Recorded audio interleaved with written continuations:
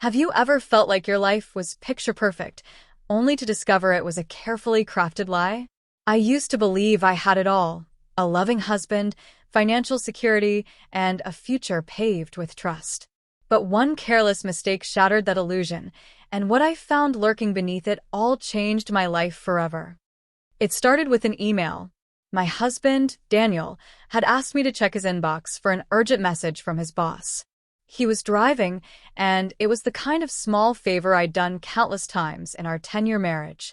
The email he needed wasn't there, but as I was scrolling, a subject line caught my eye: asterisk, final confirmation, luxury Maldives itinerary, asterisk. At first, I thought it was a mistake. We hadn't booked any trips, and our finances had been tight lately. I opened it, curious and a little annoyed that Daniel might have splurged on something without telling me. What I read made my stomach churn. The booking wasn't for Daniel and me. It was for Daniel and someone named Jessica. For a moment, I sat frozen. Surely there had to be some explanation. A client trip? A work event? But the attached itinerary painted a very different picture. Candlelit dinners, couples massages, a private overwater villa. This wasn't business. This was romance. My heart raced as I scanned the document. The dates coincided with the weekend Daniel had told me he'd be out of conference out of town. My hands shook as I checked the booking details further. The payment had been made with a card I didn't recognize, a joint account he never mentioned to me. I spent the rest of the day in a fog, replaying every interaction we'd had in recent weeks.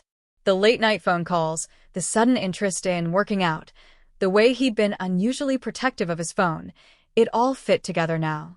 But the biggest betrayal wasn't the affair. It was the realization that he'd been using my money. When my father passed away 3 years ago, I inherited a significant sum. It wasn't billionaire-level wealth, but it was enough to secure a comfortable future for our family, or so I thought. Daniel had convinced me to let him handle the finances, since he was better with money. I trusted him blindly, not once questioning the joint accounts or investment plans. Now I was questioning everything. That night, I couldn't confront him. Not yet.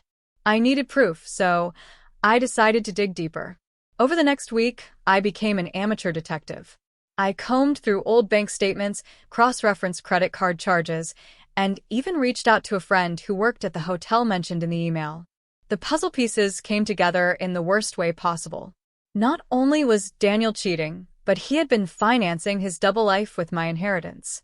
Exotic vacations, luxury gifts, even a lease for an apartment in Jessica's name. It was all there, glaring at me in black and white. The more I uncovered, the more brazen his actions seemed. He wasn't just living a second life. He was flaunting it, confident I'd never notice. It was almost laughable how obvious it had been once I started looking. But the final straw came when I found out about the investments.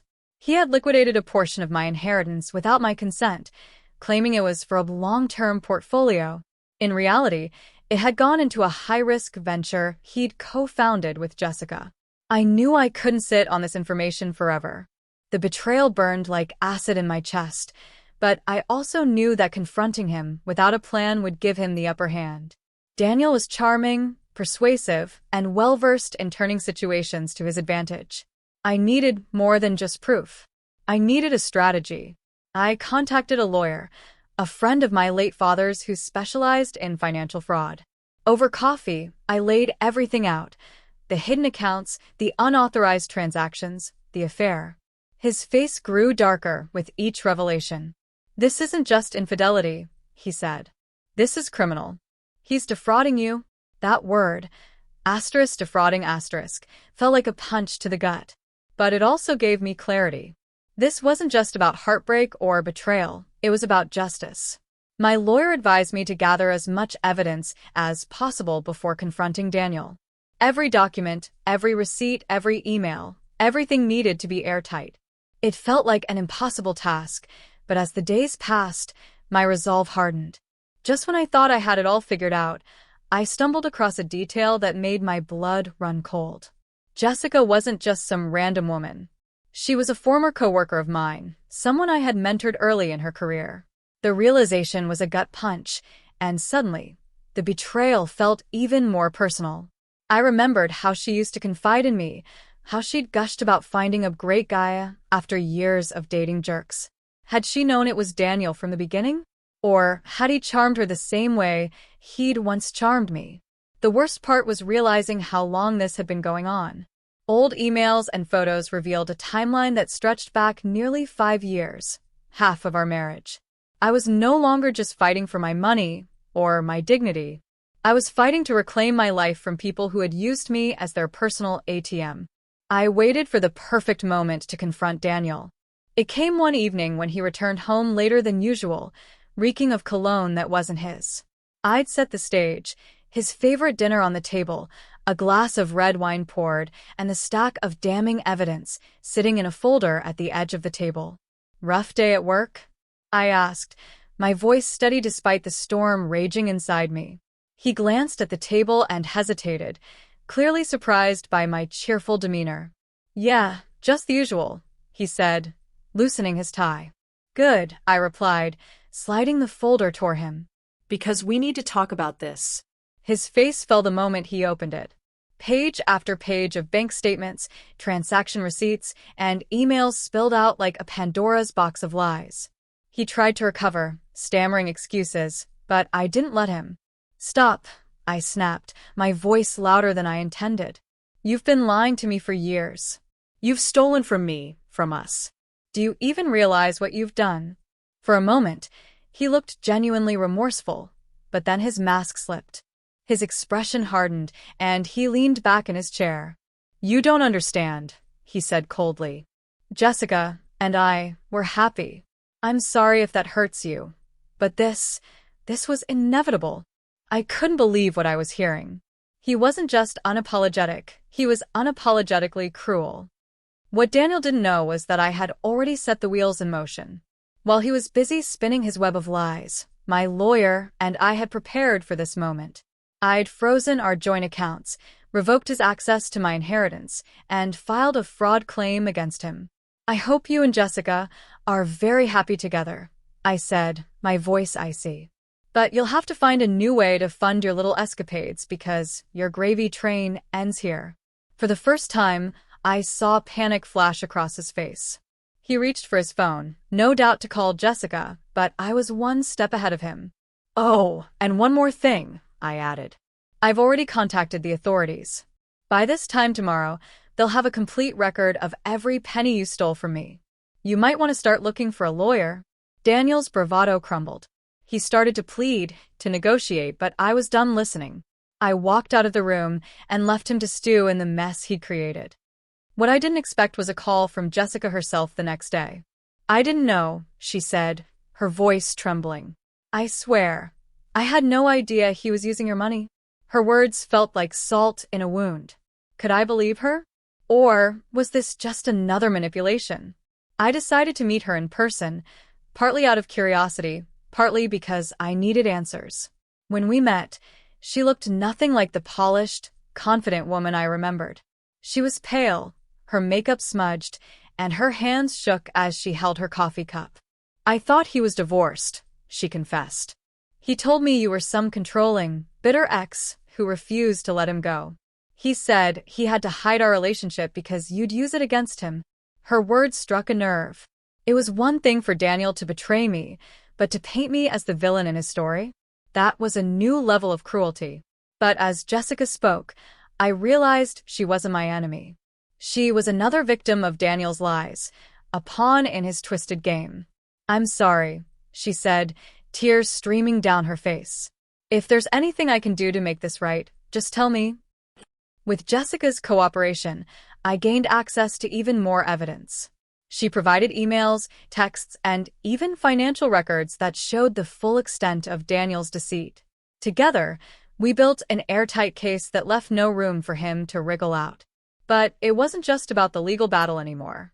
This experience had awakened something in me, a determination to take back control of my life and my future.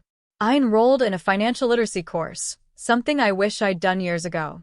I learned how to manage my own money, how to spot red flags, and how to protect myself from being exploited again.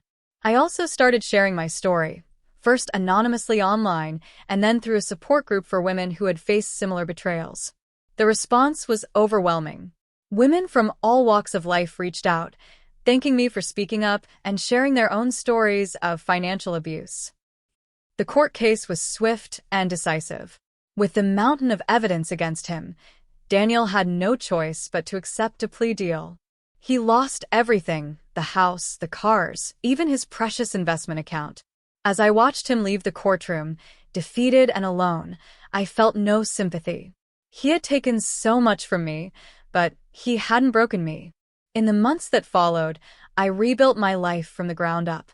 I started a nonprofit organization to help women protect their finances and navigate the legal system in cases of financial abuse. What began as a personal mission quickly grew into a thriving community of empowerment and support.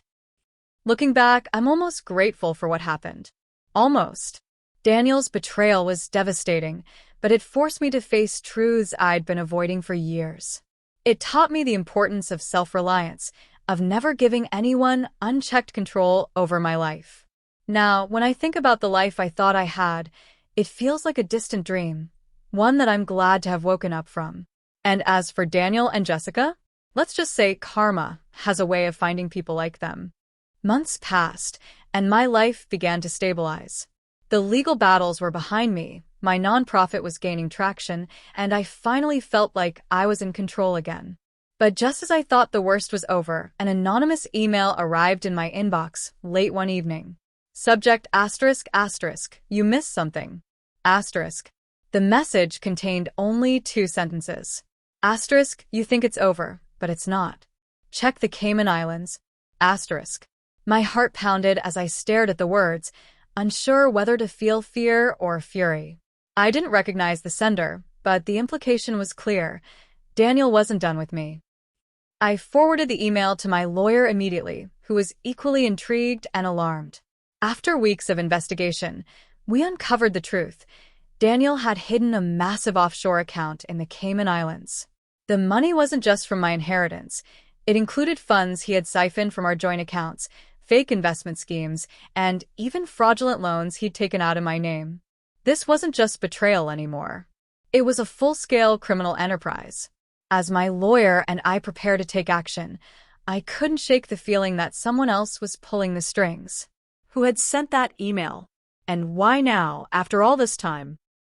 The answer came in the form of another unexpected visitor, Jessica. She showed up at my office one afternoon, looking more confident than the last time I'd seen her. "We need to talk," she said, walking in without waiting for an invitation. I raised an eyebrow but gestured for her to sit. "What is it this time?" She handed me a USB drive. "Daniel's not who you think he is," she said. "And I'm done covering for him." Jessica explained that she had been complicit in some of Daniel's schemes, though she claimed he'd manipulated her into thinking it was harmless. But the moment the legal battle started, he turned on her, too, leaving her to face the fallout alone. "I found this while cleaning out his old apartment," she said, nodding to the USB drive. "Emails, contracts, even conversations he recorded without your knowledge. It's all there." My hands trembled as I plugged it into my laptop. Sure enough, the drive was a treasure trove of incriminating evidence. But what shocked me most was a folder labeled Plan B. Inside the folder were documents detailing a plan Daniel had been orchestrating long before I uncovered his affair. He had been preparing to flee the country with Jessica, leaving me to face the legal and financial ruin he'd created. But the real twist came at the bottom of the folder, a series of signed documents that bore my forged signature. They authorized the transfer of every remaining penny in my accounts to Daniel's offshore holdings. Jessica looked at me, her face pale. "He forged my signature, too," she said. "He was planning to disappear and leave both of us with nothing." It was almost too much to process. Daniel hadn't just betrayed me. He had been systematically erasing my entire existence. Armed with the new evidence, I contacted the authorities again. This time, the case escalated to federal prosecutors. Daniel was now facing charges not just for fraud but for identity theft, forgery, and tax evasion. But I wasn't content to let the system handle him. I wanted to face him one last time. When Daniel was arrested, I requested a meeting. To my surprise, he agreed. We sat across from each other in a sterile visitation room, the weight of everything between us heavy in the air. "You thought you could ruin me," I said, my voice steady. "But you underestimated me, Daniel. You always have." He smirked, the same smug expression that used to charm me. "You think you've won," he said. "You're nothing without me." I leaned forward, meeting his gaze. "I was nothing because of you. Now I'm free. And trust me, you'll never have that luxury again." As I stood to leave, I dropped one last bombshell. "Oh, and Jessica? She's testified against you. Enjoy your new reality, Daniel." The smirk vanished, replaced by a flicker of panic. It was the first time I'd seen him truly afraid. Weeks later, as I was beginning to feel a sense of closure, another email arrived. This one was from a man claiming to be a private investigator who had been hired by Daniel years ago to spy on me. The investigator revealed that Daniel had been suspicious of my father's will from the beginning. He believed there might be a way to challenge it legally, potentially invalidating certain clauses that limited his access to the inheritance. His plan was to create legal confusion, hoping to delay or reroute the distribution of funds. When this approach failed, because the will was ironclad, Daniel shifted tactics. Instead of fighting the inheritance itself, he turned his focus to manipulating me directly, ensuring he could control the money once it was fully in my hands. But there was more. The investigator had kept records of everything: photos, recordings, and even a ledger of Daniel's offshore dealings. He offered it all to me, free of charge, as a way to make amends for his role in the scheme. With this new evidence, I worked with authorities to dismantle every last piece of Daniel's criminal network. The offshore account was frozen, and restitution was ordered for every victim he had swindled, including me. Jessica and I parted ways amicably. She had her own demons to face, but I no longer saw her as a threat. If anything, she had become an unlikely ally in my quest for justice. As for me, I used the final settlement money to expand my nonprofit, turning it into a national organization. We provided legal aid, financial education, and resources to women who had been victims of financial abuse. One day, as I stood on stage at a conference, sharing my story with a room full of women, I realized something profound. Daniel had tried to destroy me, but in doing so, he had given me a purpose I never knew I needed. As I left the conference, I received one final piece of news. Daniel had been sentenced to 20 years in prison, with no chance of parole. Justice had been served, and for the first time in years, I felt truly free. This wasn't just the end of my story. It was the beginning of something much bigger.